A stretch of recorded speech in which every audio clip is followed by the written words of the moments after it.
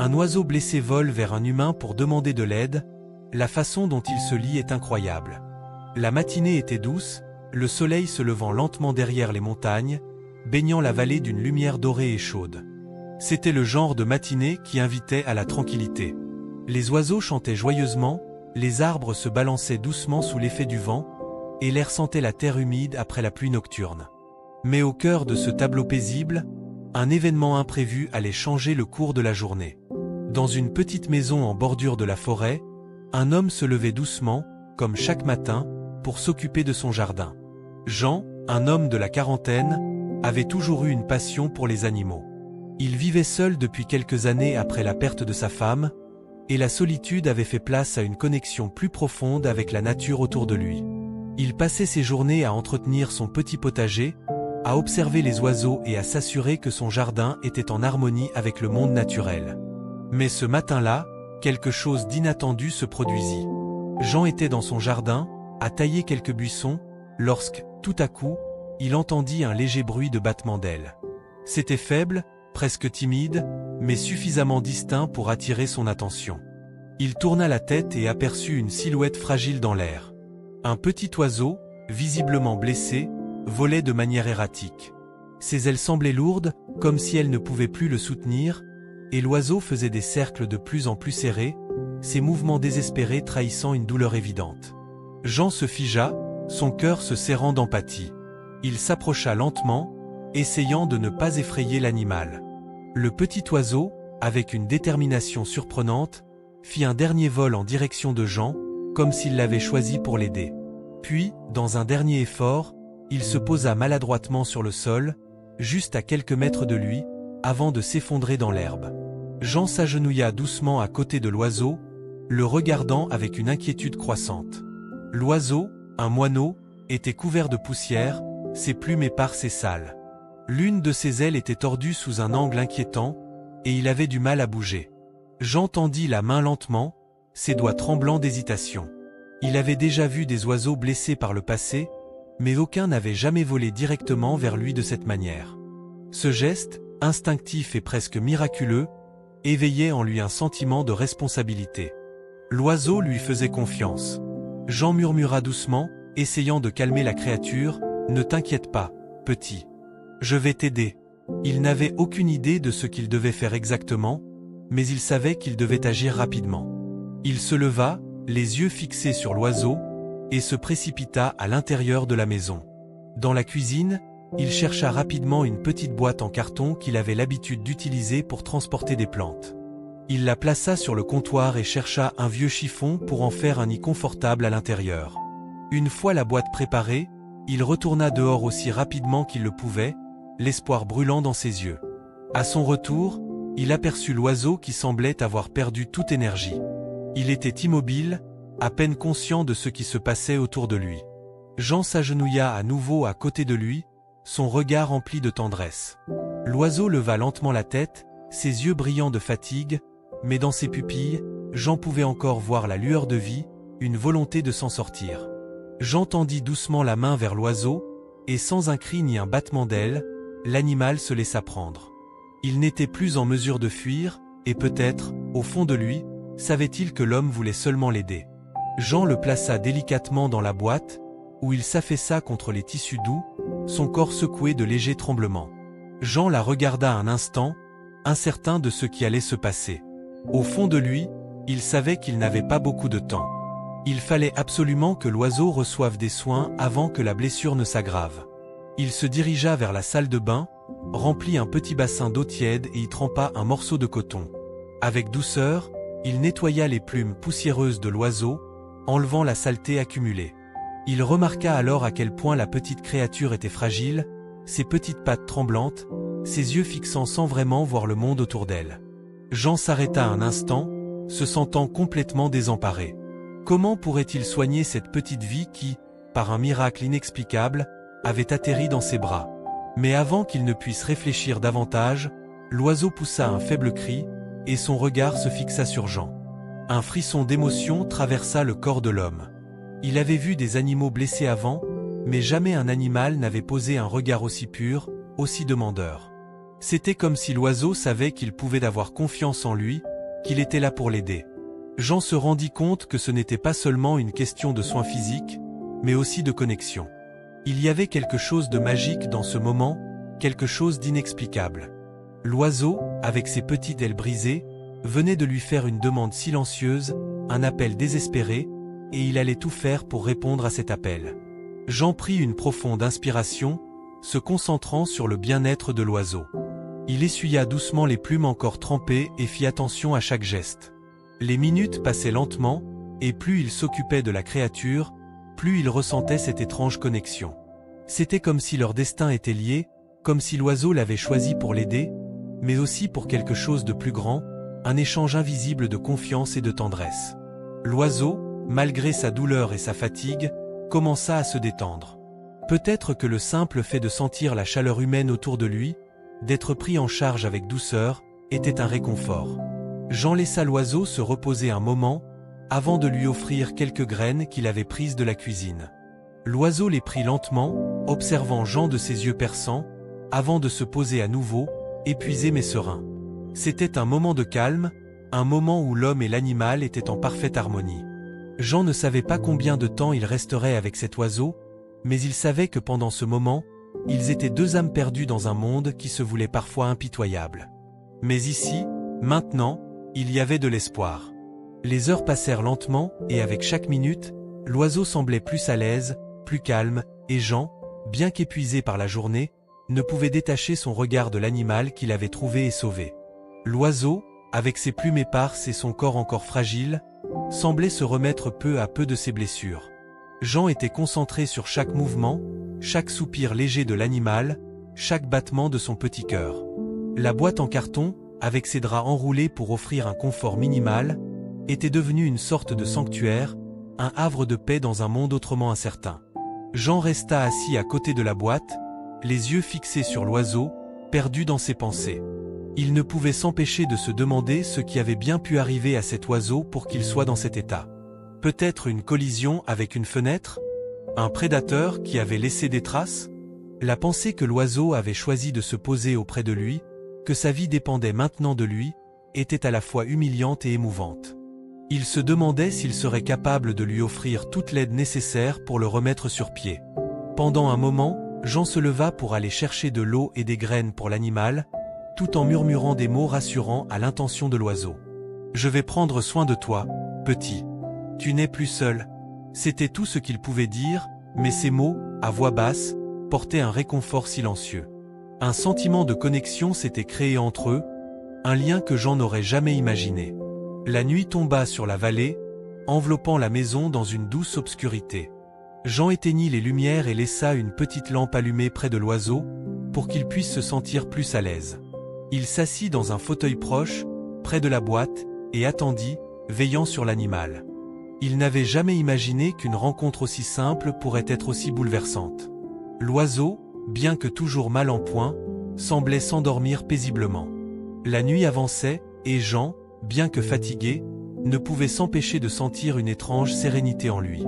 Il pensa à sa vie, à ses années passées en solitaire, à la manière dont il s'était progressivement éloigné des autres après la mort de sa femme.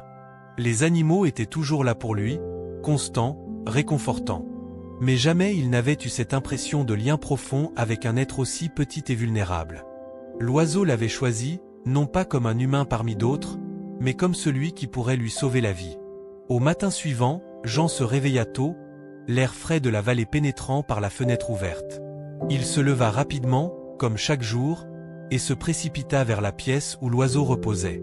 Ses yeux se posèrent immédiatement sur la petite boîte en carton, où l'oiseau était toujours allongé, ses ailes repliées. Jean s'approcha doucement, ne voulant pas effrayer l'animal. Lorsqu'il souleva lentement le couvercle de la boîte, il remarqua que l'oiseau était plus alerte que la veille. Ses yeux brillaient légèrement, et il semblait plus calme, moins effrayé par la présence de l'homme. Jean se pencha en avant, son regard rempli de curiosité et d'espoir. Il tendit une main délicate, comme pour tester si l'oiseau accepterait encore de se laisser toucher. L'oiseau leva la tête, le regard fixé sur lui, puis, lentement, il étendit une petite aile, comme s'il cherchait à tester l'air.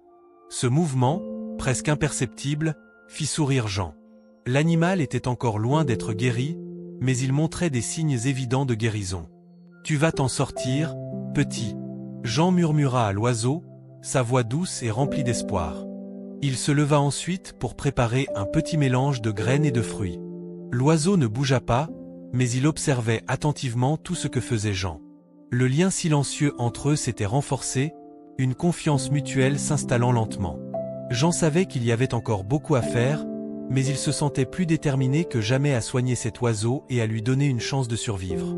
Au fur et à mesure de la journée, Jean s'occupa de l'oiseau avec soin. Il nettoya de nouveau ses ailes, vérifiant chaque petite plume pour s'assurer qu'il n'y avait pas de blessure cachée. L'oiseau, toujours fatigué, se reposait régulièrement, mais chaque fois qu'il se réveillait, il semblait plus fort, plus vif. Il avait appris à accepter la présence de Jean, et chaque petit mouvement, chaque léger changement de comportement témoignait de sa réadaptation. Le soir, alors que Jean s'assit à côté de la boîte, il se sentit, pour la première fois depuis longtemps, vraiment utile. C'était une sensation rare pour lui. Aider un être vivant à se relever, l'accompagner dans sa guérison, c'était quelque chose qu'il n'avait pas ressenti depuis des années. Il regarda l'oiseau, les yeux brillants de gratitude et de confiance. L'animal, bien qu'encore fragile, n'était plus cet être apeuré et brisé qu'il avait trouvé la veille. Il était devenu un symbole de résilience et de force. Jean se leva et se rendit dans la cuisine pour chercher plus de graines. Mais alors qu'il s'apprêtait à ouvrir le paquet, il entendit un bruit. L'oiseau était en train de se lever. Lentement, il tendit une aile et se déplaça sur le fond de la boîte, semblant essayer de prendre son envol. Jean se précipita alors vers lui, une lueur d'inquiétude dans les yeux. « Ne t'inquiète pas, petit. Je suis là. » Jean s'approcha pour soutenir l'oiseau, l'aidant doucement à se réinstaller dans la boîte. C'était un petit pas, mais un pas important. L'oiseau n'était pas encore prêt à voler, mais il avait l'envie. Et cette envie était tout ce dont il avait besoin pour se remettre complètement.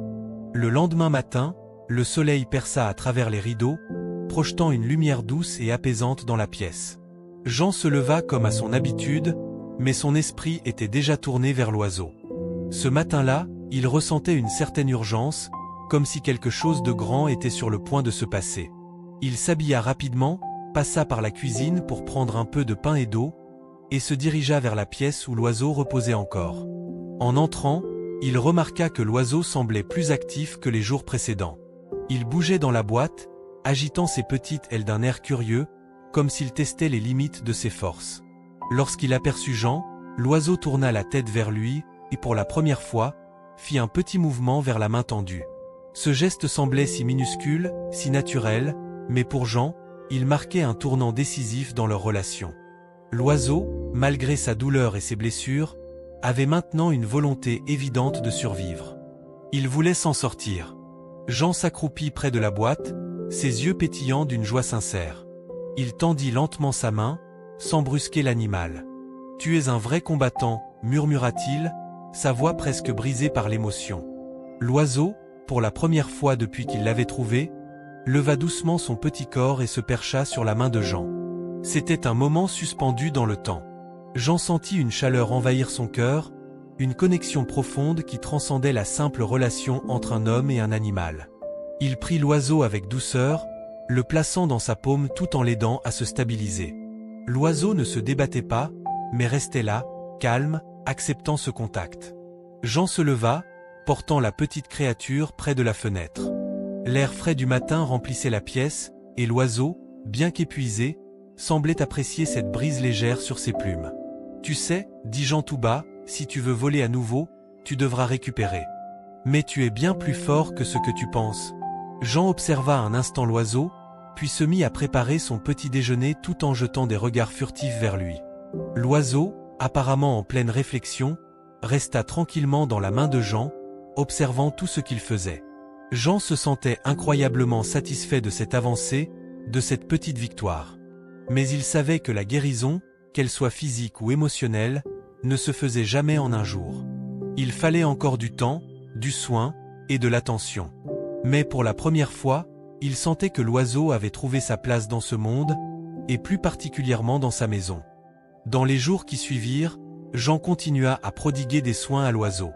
Chaque jour apportait son lot de progrès, mais aussi de défis. L'oiseau semblait se renforcer un peu plus chaque matin, testant ses ailes et ses forces. De temps à autre, il essayait de battre des ailes dans sa petite boîte, puis se reposa immédiatement, épuisé. Jean ne cessait de le surveiller, toujours là pour l'accompagner dans chaque mouvement, chaque tentative. Un après-midi, après avoir pris une poignée de graines pour nourrir l'animal, Jean remarqua quelque chose de surprenant. L'oiseau s'était déplacé tout seul à l'autre bout de la boîte. Ce n'était pas un simple déplacement, mais un véritable petit vol, un petit saut battu d'aile qui avait amené l'oiseau à se poser sur un bord plus élevé. Jean s'arrêta, la bouche légèrement ouverte, observant cette nouvelle tentative avec des yeux pleins d'émerveillement. « Tu commences à voler, dit-il, la voix tremblante d'émotion. » L'oiseau, comme s'il comprenait l'importance de ce moment, tourna doucement la tête vers Jean, ses yeux brillants de reconnaissance et de force. C'était un petit vol, mais un vol. Un pas en avant dans sa guérison, un pas en avant dans la renaissance. Au fur et à mesure des jours, l'oiseau gagna en confiance. Ses ailes, bien que toujours fragiles, étaient désormais plus fortes. Il volait autour de la pièce, parcourant de courtes distances, et revenait se poser dans la main de Jean ou dans la boîte. Jean s'assurait de toujours lui offrir un environnement propice à sa guérison, un lieu sûr et calme où l'oiseau pouvait se sentir à l'aise. Un soir, alors que le crépuscule teintait de rose l'horizon, Jean se retrouva assis dans son fauteuil, l'oiseau posé tranquillement sur le bord de la fenêtre. Il se percha là, les yeux fixés sur le monde extérieur, comme s'il contemplait la vastitude du ciel. Jean le regardait, une étrange sensation l'envahissant. Cela faisait des semaines qu'il s'occupait de cet oiseau, qu'il l'avait nourri, guéri, et appris à lui faire confiance. Et maintenant, il voyait cet oiseau, robuste et vivant, prêt à prendre son envol, prêt à affronter le monde. Jean se leva lentement, s'approcha de la fenêtre et ouvrit doucement la vitre. L'oiseau ne bougea pas immédiatement. Il resta là, posé sur le bord, observant l'extérieur. Puis, d'un coup, l'oiseau déploya ses ailes, prit une profonde inspiration, et s'envola dans le ciel, léger comme une plume. Jean sentit un mélange de fierté et de tristesse, mais aussi une profonde satisfaction. L'oiseau avait trouvé sa liberté, et Jean savait que son travail était accompli. Il se tourna vers la pièce, un sourire silencieux sur les lèvres. Ce n'était pas un adieu, mais plutôt un au revoir. L'oiseau serait toujours dans son cœur. Chaque être vivant, qu'il soit homme ou animal, avait sa propre histoire, son propre chemin à suivre. Jean avait aidé cet oiseau à retrouver le sien, et c'était tout ce qui comptait. Peut-être que ce n'était pas la fin de leur rencontre, peut-être que l'oiseau reviendrait un jour. Mais pour l'instant, il savait que l'oiseau avait trouvé la liberté qu'il méritait. Le soleil se couchait, plongeant la vallée dans une douce lueur. Jean, le regard fixé sur le ciel maintenant dégagé, se leva et ferma lentement la fenêtre. Il se sentait en paix, plus serein que jamais. Un homme et un oiseau, deux êtres que le destin avait réunis, et qui avaient partagé quelque chose de bien plus grand qu'une simple rencontre. Ils avaient partagé un moment de vie, un moment de guérison. Le lendemain matin, après le départ de l'oiseau, Jean se retrouva dans la pièce vide, une sensation étrange l'envahissant. La boîte en carton qui avait servi de refuge à l'oiseau était maintenant déserte, et la fenêtre, ouverte toute la nuit, laissait entrer l'air frais du matin. Tout semblait plus calme, plus silencieux.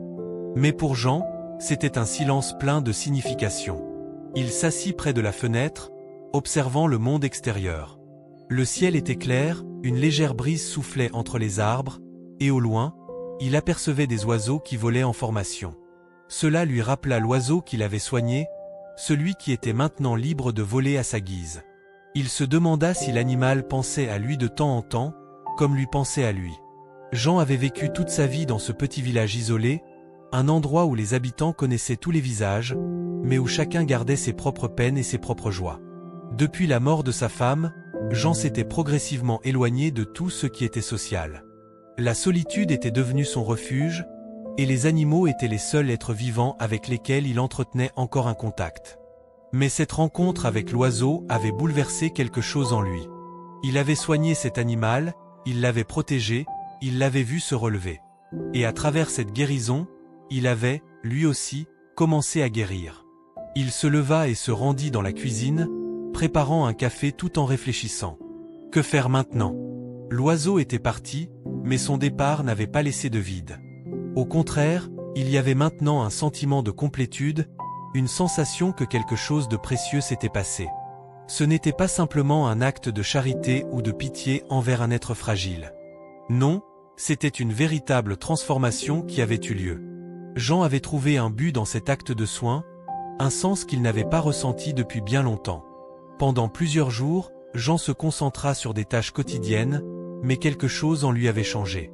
Chaque petite chose semblait plus précieuse, plus vivante. Il se mit à observer les oiseaux qui passaient devant sa fenêtre, les arbres qui se balançaient dans le vent, la manière dont la lumière du matin baignait la vallée. C'était comme si la nature elle-même l'appelait à vivre pleinement. Un après-midi, alors qu'il se promenait dans la forêt proche de chez lui, il eut l'impression que quelque chose l'observait. Il s'arrêta, tourna lentement la tête, et là, sur une branche basse d'un arbre, il aperçut un oiseau. Un petit oiseau, avec des plumes légèrement éparses et des yeux curieux. Il ne pouvait pas en être sûr, mais quelque chose dans le regard de l'oiseau lui rappela son ami, celui qu'il avait soigné et libéré. Jean s'approcha lentement, son cœur battant dans sa poitrine. Il s'arrêta juste en dessous de l'arbre, sans faire de bruit. L'oiseau, comme s'il savait qu'il n'avait rien à craindre, s'approcha un peu plus de lui, se perchant sur une branche plus basse. Jean tendit une main, lentement, et à sa grande surprise, l'oiseau ne s'envola pas. Il resta là, regardant Jean avec curiosité, comme s'il le reconnaissait. « Tu es toi » dit Jean d'une voix émue, son cœur rempli de reconnaissance. Il n'avait jamais imaginé que l'oiseau reviendrait, mais à cet instant précis, il comprit que ce n'était pas la fin de leur histoire. L'oiseau, même après sa libération, ressentait peut-être un lien avec lui. Ce lien qui s'était créé n'était pas seulement celui entre un homme et un animal, mais celui entre deux êtres qui s'étaient sauvés mutuellement. Jean resta là, les yeux fixés sur l'oiseau. Il n'osait pas faire de bruit, de peur de briser ce moment magique. Mais il savait que cette rencontre marquait quelque chose de plus grand. L'oiseau n'était pas simplement un animal qu'il avait soigné. Il était devenu un symbole. Un symbole de guérison, de liberté et de renouveau. Et à travers cet oiseau, Jean voyait maintenant une voie vers sa propre guérison. Il comprenait que sa vie n'était pas terminée, qu'il y avait encore des raisons de vivre, de ressentir, de s'engager avec le monde. L'oiseau, après un moment, s'envola doucement, ses ailes déployées dans un mouvement fluide et gracieux. Jean regarda l'oiseau disparaître dans le ciel. Il sentit une profonde paix intérieure, un calme qu'il n'avait pas ressenti depuis longtemps. Tout semblait en ordre, comme si l'univers lui-même avait trouvé un équilibre qui ne faisait plus de place à la solitude ni à la tristesse. De retour chez lui, Jean se rendit compte qu'il avait changé. Il n'était plus l'homme solitaire qu'il avait été auparavant. Il avait maintenant un lien, un but. Il avait retrouvé une part de lui-même qu'il avait perdue avec le temps. Et peut-être, un jour, il se rendrait à l'endroit où il avait trouvé l'oiseau, pour y laisser une petite trace de son propre passage, pour lui rappeler que, tout comme l'oiseau, lui aussi avait retrouvé sa liberté. Les semaines passèrent, et la vie de Jean reprit son cours, mais il n'oublia jamais cet oiseau, ni la façon dont ils s'étaient sauvés l'un l'autre. Il se rendit compte que, parfois, les rencontres les plus improbables peuvent apporter les plus grandes guérisons. Et que, peu importe les épreuves, il y a toujours une lueur d'espoir à l'horizon.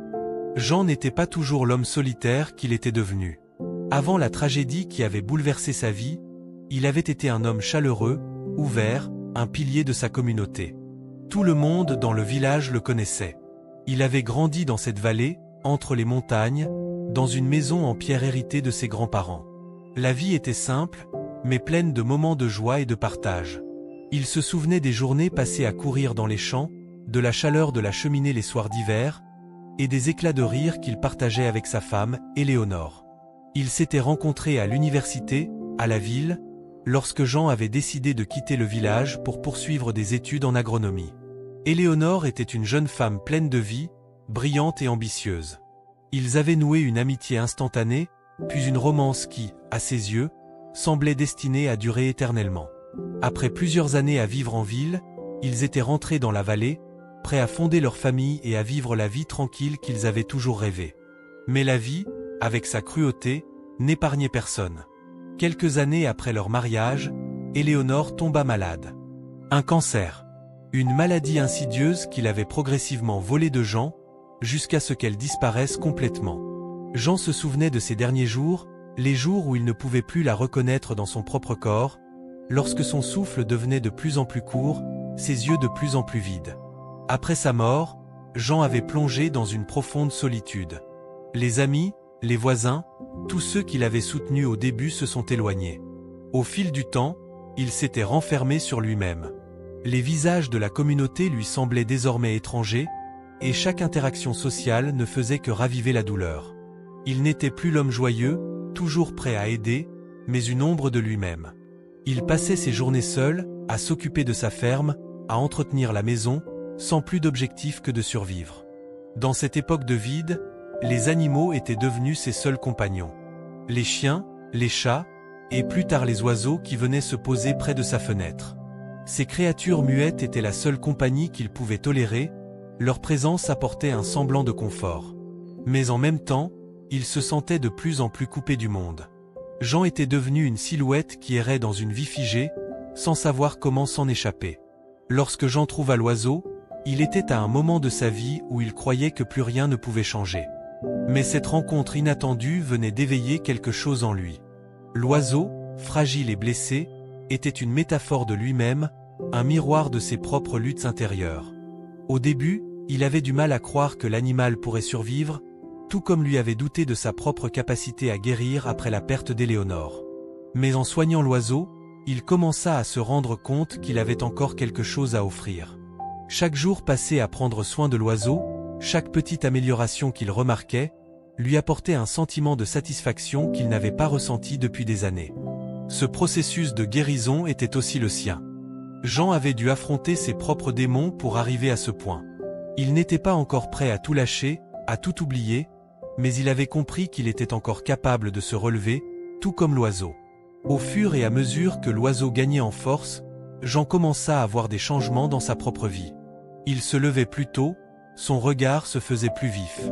Il n'avait plus cette sensation d'étouffement permanent. L'oiseau lui donnait un objectif. Chaque jour était une petite victoire, et ces victoires, qu'elles soient petites ou grandes, commençaient à illuminer son quotidien.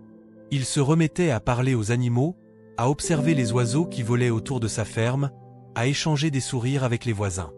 L'oiseau, dans sa fragilité, avait ravivé une étincelle en lui. Le temps passa, et l'oiseau guérit lentement. Au début, il se contentait de petits mouvements, de balancements timides de ses ailes. Mais progressivement, il se montra plus audacieux. Jean, chaque jour, observait l'oiseau essayer de voler plus longtemps, plus haut, jusqu'à ce qu'il prenne un véritable envol. L'oiseau semblait ne jamais vouloir quitter la sécurité de la maison de Jean, mais peu à peu, il se fit plus indépendant, un symbole vivant de la liberté retrouvée. Ce processus de guérison ne s'était pas fait sans difficulté. Jean se remémorait les moments où il pensait que l'oiseau ne s'en sortirait pas, où il doutait de ses propres capacités. Mais il comprit à quel point il était essentiel de ne jamais abandonner, ni pour l'oiseau, ni pour lui-même. Leur relation était devenue un échange mutuel. L'oiseau offrait à Jean la chance de se redécouvrir, et Jean offrait à l'oiseau la possibilité de survivre et de retrouver sa liberté. Les jours se transformèrent en semaines. Jean décida d'aménager un espace extérieur pour l'oiseau, afin qu'il puisse s'entraîner à voler en toute sécurité. Il installa un petit perchoir sur un arbre dans son jardin, un endroit où l'oiseau pourrait prendre son envol sans craindre le danger. Ce fut un jour comme un autre, mais lorsque l'oiseau s'envola pour la première fois dans le ciel libre, Jean se sentit envahi par une émotion indescriptible. Ce n'était pas juste une victoire pour l'oiseau, mais pour lui aussi. La liberté retrouvée, le lien indestructible. Le départ de l'oiseau ne signifiait pas la fin de l'histoire. Bien au contraire, c'était un moment clé dans la vie de Jean. Il comprenait maintenant que la guérison n'était pas un processus linéaire ni rapide. Il y avait des hauts et des bas, des moments de doute, mais aussi des moments de joie intense. La guérison, aussi bien pour l'oiseau que pour lui-même, était un voyage, et il n'y avait pas de retour en arrière. Jean ne revit plus l'oiseau après son envol, mais il ne se sentit pas triste. Il savait que cet oiseau avait retrouvé sa place dans le monde. Et même s'il n'avait plus la présence de l'oiseau à ses côtés, il en ressentait encore l'impact chaque jour. Il commença à sortir davantage de sa maison, à interagir plus profondément avec la nature, à s'occuper de sa ferme avec un amour renouvelé. Il se rendait compte qu'il n'était pas seul. Les oiseaux, les animaux, les arbres, tout semblait avoir retrouvé un sens dans sa vie. Un matin, alors qu'il arpentait les champs, il s'arrêta un instant pour observer un groupe de mésanges qui virevoltaient autour d'un buisson. Il sourit doucement. Ce jour-là, il se sentit en paix. Son cœur, une fois brisé, était maintenant guéri, ou du moins, sur la voie de la guérison. L'oiseau l'avait sauvé d'une solitude insupportable, et Jean, en retour, avait offert à l'oiseau un toit et un espoir.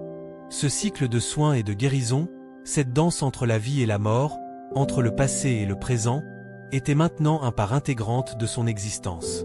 L'histoire de l'oiseau et de Jean n'était pas simplement celle de deux créatures qui s'étaient trouvées. C'était celle de la résilience humaine et animale. Et ce lien invisible, qui avait transcendé la barrière entre les espèces, allait demeurer dans son cœur à jamais.